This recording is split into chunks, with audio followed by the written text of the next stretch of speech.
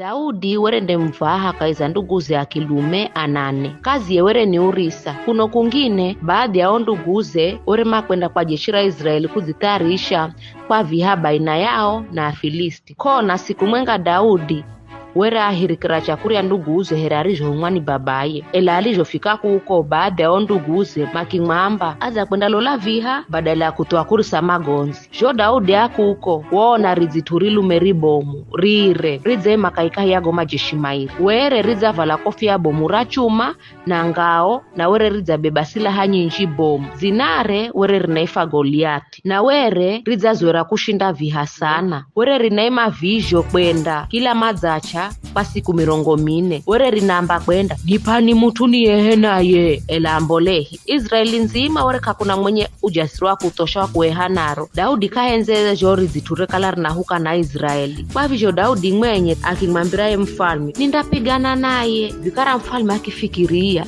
Daudi ni mwoho mutite sana. Ela kwa kukala wera na maala mtu wa kupigana naye Goliathi akiamba ni sawa akikubali. Mfalme akione Daudi ni mujeri akihala silaha za kwakwe akimvisha Daudi. Ela kazi mtoshere. Daudi akiamua kwenda nazo nguo kare za kawaida zware kala za vala.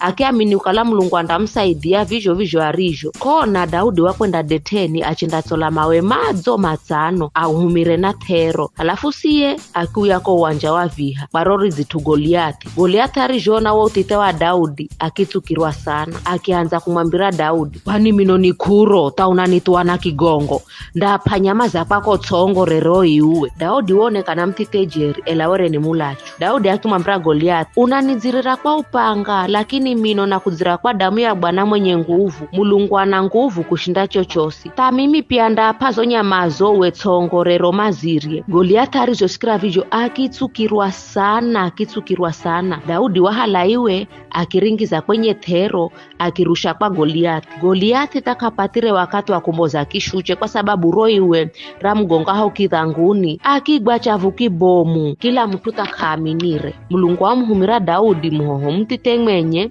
mtu wa kawaida kwa kola atue Israeli.